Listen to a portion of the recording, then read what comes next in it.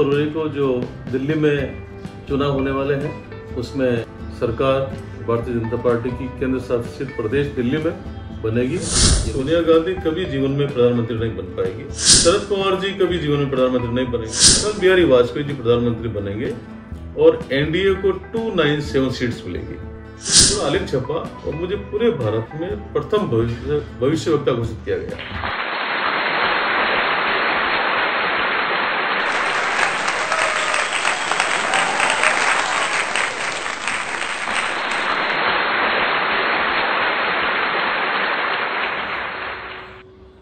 नमस्कार, आप सभी का स्वागत है पीयू फिल्म्स के इस वीडियो में। हमारे जीवन में हमें कितने प्रश्न होते हैं। जॉब मिलेगी कि नहीं, जो जॉब मिली है वो टिकाया कैसे जा सकता है, हमारा साथीदार कैसा होगा, हमारे बच्चों का करियर कैसा होगा, ऐसे बहुत सारे प्रश्न होते हैं। ऐसे वक्त में हमें एक ऐसे इंसान की तलाश होती है जो हमें सही मार्गदर्शन दे सके। इसीलिए आज हमें मार्गदर्शन करने आए हैं पंडित राम शास्त्री महाराज। चलिए इनके साथ बातचीत शुरू करते हैं। नमस्कार पंडित जी। नमस्कार पंडित जी, एक बात बताइए, आप इस क्षेत्र में कितने साल से और इस ज्ञान को प्राप्त करने के लिए आपने कहाँ से शिक्षा ली? जी, मैं इस क्षेत्र में लगभग 40 वर्षों से हूँ, सेवाएं दे रहा हूँ और वाराणसी बनारस हिंदू विश्वविद्यालय से मैंने ज्योतिष शास्त्र की उपाधि प्राप्त की है और ज्योतिष आचार्य का अभ्यास किया है। उसके पश्चात वाराणसी में हमारे गुरुदेव हैं, उनके आश्रम में हमने शिक्षा प्राप्त की और उसके बाद जनता की सेवा कर रहे हैं। पंडित जी, क्या ज्योतिष शास्त्र एक विज्ञान है? और अगर विज्ञान कहलाता है तो सारे ज्योतिषों का भविष्य फल अलग क्यों कहता है? जी, बहुत अच्छा प्रश्न किया आपने। ज्योतिष शास्त्र एक विज्ञान है। मैं तो कहता हूँ कि विज्ञान क्या, विज्ञानों का भी विज्ञान है, जिसमें पूरे ब्रह्मांड की रचना है, क्योंकि ये वेदों का पार्ट है। सबसे प्राचीन जो वेद है हमारे ऋग्वेद है, उनके वेदों के 6 अंग हैं: शिक्षा, कल्प, निरुक्त, छंद, व्याकरण और ज्योतिष। तो ज्योतिष में संपूर्ण ब्रह्मांड की रचना है। इसलिए विज्ञान को ज्योतिष ही बताता है कि कौन से ग्रह कहाँ है। ये ज्योतिष का शास्त्र का महत्व है। और आगे आपने पूछा था कि सभी का फलादेश अलग अलग क्यों है। तो हमारे ज्योतिष शास्त्र में अनेक ऋषि मुनि हुए, सबने अपने अपने संहिताओं का निर्माण किया, जैसे भृगु संहिता, वराहमिहिर संहिता, पराशरी, मानसागरी, गर्ग संहिता। तो ऐसे ऐसे विद्वान हुए, उन्होंने अपने अपने संहिताओं का निर्माण किया।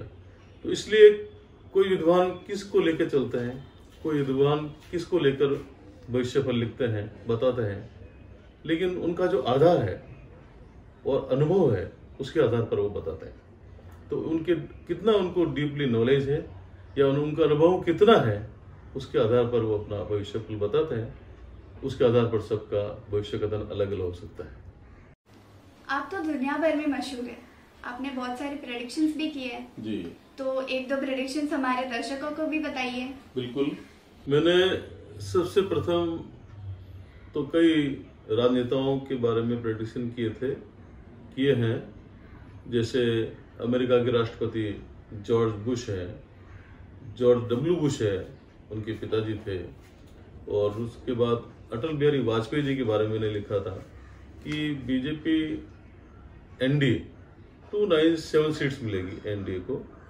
और जब इलेक्शन में सोनिया गांधी और शरद पवार साहब तीनों थे, तो तीनों के हॉरोस्कोप का मैंने स्टडी किया और स्टडी करके मैंने बताया कि सोनिया गांधी कभी जीवन में प्रधानमंत्री नहीं बन पाएगी, शरद पवार जी कभी जीवन में प्रधानमंत्री नहीं बनेंगे और अटल बिहारी वाजपेयी जी प्रधानमंत्री बनेंगे और एनडीए को 297 सीट्स मिलेगी। तो ये ज्योतिष की प्रामाणिकता है कि एग्जैक्ट 297 सीट्स मिली। इस वजह से मुझे पूरे भारत में प्रथम भविष्यवक्ता घोषित किया गया, जिसका आलेख यहाँ मेरे पास है, प्रमाण। कुल हम भारत के 5 विद्वान थे, उसमें मुझे प्रथम भविष्यवक्ता घोषित किया गया, क्योंकि एक्यूरेसी जो है, ज्योतिष की प्रामाणिकता कैसी होती है, वो हमने प्रस्तुत की। जी, ये तो बहुत अच्छी बात है। नवभारत टाइम्स नागपुर में 29 अगस्त 1999 को मैंने पब्लिश किया था, मेरा आलेख पब्लिश हुआ। और जब प्रेडिक्शंस परफेक्ट हुए तो मुझे या मुंबई समाचार में, गुजरात समाचार में पूरा आलेख आया जो मेरे वेबसाइट पर है, अपलोड है।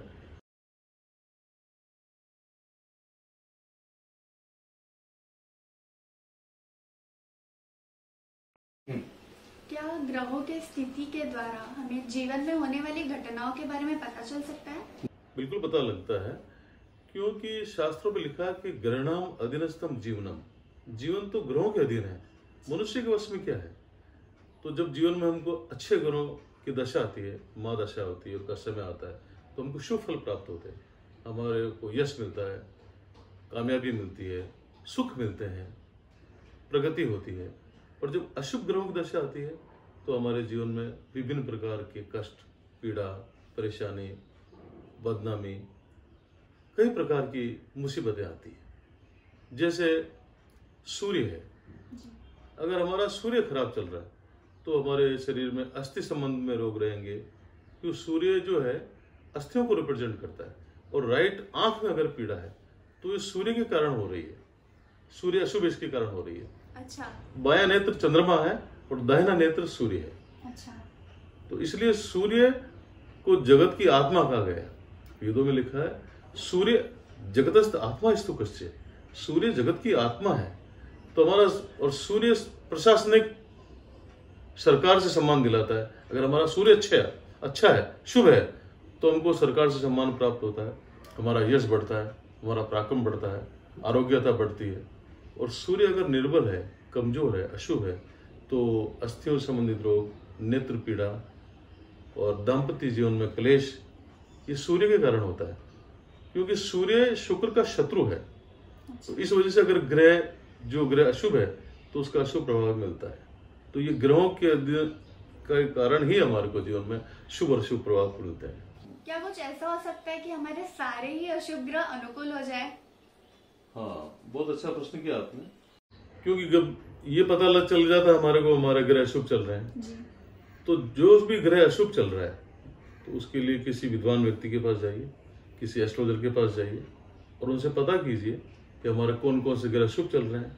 क्योंकि जैसे आपको मैंने बताया मंगल अशुभ है तो उससे अचानक एक्सीडेंट हो सकता है, रक्त से संबंधित रोग हो सकता है, किसी से वाद विवाद हो सकता है, लड़ाई झगड़ा हो सकता है। क्योंकि मंगल अशुभ होता है तो हिंसक हो जाता है। मंगल की प्रकृति एरोगेंट है, तो इस वजह से मंगल के संबंध में उसके उपाय, उसकी शांति, उसके जप, उसके अभिषेक, उससे संबंधित दान करना चाहिए। मंगल को रत्न को, जो कोरल है, मूंगा है, मंगल का रत्न है, उसको धारण करना चाहिए। उसको जब अभिषेक करवा करके, शुद्धिकरण करवा करके आप धारण कीजिए तो उसके शुभ फल प्राप्त होंगे और आपको उस ग्रह की अशुद्धता दूर हो जाएगी। ये जन्म कुंडली क्या होती है? हाँ, जन्म कुंडली जब किसी व्यक्ति का जन्म होता है जी। तो उस समय जो आकाशीय स्थिति होती है ब्रह्मांड की, कौन सा ग्रह किस डिग्री पर, किस राशि में, किस नक्षत्र के साथ क्या योग बना रहा है, तो उसका एक क्लिक है। ये आकाशीय नक्शा है। अच्छा। क्योंकि कोई व्यक्ति जन्म लेता है तो उस समय के गुण और दोषों को लेकर पैदा होता है, तो उसे हम जन्म कुंडली कहते हैं। यह है जन्म कुंडली। तो क्या इसके ऊपर और हमारा जीवन, ये दोनों एक साथ चलते हैं? जन्म कुंडली आकाशीय नक्शा है। अच्छा। जब व्यक्ति जन्म लेता है तो उस समय ब्रह्मांड की जो स्थिति है, आकाशीय ग्रह स्थिति, उसको जन्म कुंडली रिप्रेजेंट करती है कि आपके ग्रह कौन से हैं, आपको कौन से ग्रह स्थिति से कौन कौन से योग बने हैं और उसका फलादेश क्या होगा। तो उसके जन्म के समय कुंडली देख करके विद्वान लोग बता सकते हैं कि ये राजा बनेगा, या अधिकारी बनेगा, या सेनापति होगा, या व्यापारी होगा, या शिक्षक होगा, या न्यायाधीश होगा। तो जन्म के ग्रहों के आधार पर एक ज्योतिषी बता सकता है कि ये जातक जीवन में क्या बनेगा, इसके जीवन में कौन कौन से सुख होंगे, कौन कौन से कष्ट पीड़ा इनको भोगनी पड़ेगी। ये उस कुंडली से सब पता लग सकता है। अच्छा, एक बात बताइए, मतलब आप हंसिएगा नहीं, एक ही शहर में एक ही समय एक अस्पताल में अगर 5 बच्चे पैदा हो रहे तो उनका समय तो एक है पर उनका भविष्य अलग क्यों? प्रश्न आपने बहुत अच्छा प्रश्न किया है, क्योंकि जब एक ही जगह 5 बच्चों का जन्म हो रहा है, समझ लो कोई बिग हॉस्पिटल है, वहाँ एक साथ बच्चे 5 पैदा हो रहे हैं, सबका जन्म टाइम एक ही है जी। तो सबकी कुंडली तो एक ही बनेगी बराबर। लेकिन उनके जो भाग्य है वो अलग अलग क्यों होते हैं? कि एक राजा के घर में पैदा हो रहा है और एक सामान्य झोपड़ी में पैदा हो रहा है, जैसे एक अंबानी जी के घर में पैदा हो रहा है और एक मामूली इंसान के घर में पैदा हो रहा है, क्लर्क के घर में पैदा हो रहा है या किसी मजदूर के यहाँ पैदा हो रहा है, तो उसने जन्मते ही ऐसे कौन से कर्म कर दिए कि वो सीधे अंबानी जी के यहाँ पैदा हो रहा है, या उसने ऐसा कौन सा शुभ कर्म कर दिया जो उसको समय पर कपड़े नहीं मिल रहे? तो ये इसके लिए एक आधार बताया है शास्त्रों में, वेदों में, कि पहले मनुष्य के प्रारब्ध बने, पीछे बना शरीर, पहले उसके प्रारब्ध जन्मों के कर्म है, उस आधार पर उसका जन्म निर्धारित हुआ कि वो राजा के यहाँ पैदा हुआ। उसके बाद में ये है प्रारब्ध कर्म। फिर आते हैं संचित कर्म। अब वो जन्म लेने के बाद में उन्होंने क्या शिक्षण लिया, शिक्षा लेने के बाद वो कैसा जीवन जीते हैं, ये उनके संचित कर्मों का फल मिलेगा। जैसे कोई बच्चा जन्म लेता है और वो डॉक्टर बन जाता है, फिर वो डॉक्टर बनकर अपना जीवन चलाता है, तो उसने इस कर्मों का संचय किया, उसने अध्ययन किया, उसके बाद में अध्ययन के बाद में अपने उस कर्मों के डॉक्टर बनने के बाद में उसका फल भोगता है, तो ये उसके संचित कर्मों का फल है। तो दूसरे प्रकार के जो कर्म है वो है संचित कर्म, और तीसरे प्रकार के जो कर्म है वो क्रियामण कर्म।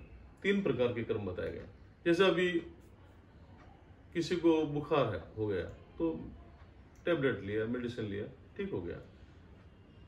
भूख लग रही है तो भोजन कर लिया तो भूख मिट गई, क्या? तो ये तुरंत एक्शन वाले कर्म है। तो कर्मों का 3 प्रकार बताया है, प्रारब्ध, संचित और क्रियामण। तो उनके अपने अपने पूर्व जन्म के कर्मों के आधार पर उनका भाग्य चलता है। उसमें एक वो भी रोल रहता है, मुख्य रोल, प्रारब्ध कर्म, प्रारब्ध जन्म के कर्म। इसलिए कहते हैं कि अच्छे कर्म करो, अच्छे बनोगे, अच्छा जीवन मिलेगा, आगे अच्छा मिलेगा, जीवन अच्छा होगा। तो कर्मों के आधार पर जीवन तय होता है, निर्धारित होता है। कि जैसे आजकल प्री मैच्योर डिलीवरी होती है या जो सीजरिंग डिलीवरी होती है, तो मुहूर्त देख करके पहले डिलीवरी कराते हैं। तो लेकिन जो सब घटना होती है वो जो भी होता है वो सब देव निर्धारित होता है, मनुष्य के वश में कुछ नहीं है। और आजकल लोगों की मानसिकता है कि जो अगला जन्म किसने देखा होगा, जो देखा जाएगा। तो ये जो मानसिकता है वो अलग मानसिकता है। जन्मों का आधार तो होता ही है ना, जब मैंने आपको बताया कि प्रारब्ध कर्म के आधार पर जो व्यक्ति का जन्म हो रहा है तो उसका जीवन तो उसके आधार पर निर्धारित होगा कि उसके कर्म कैसे रहे हैं। तो ये मान्यता सही नहीं है कि जो होगा जो देखा जाएगा। ये तो हम जब हिंदू धर्म है, मान्यता चल रही है, तो उसमें तो वो उसको मानना ही पड़ेगा। अगर आपको भी कोई प्रश्न है तो आप शास्त्री जी को कांटेक्ट कर सकते हैं। उनका कांटेक्ट नंबर, ईमेल आईडी और वेबसाइट ये रहा।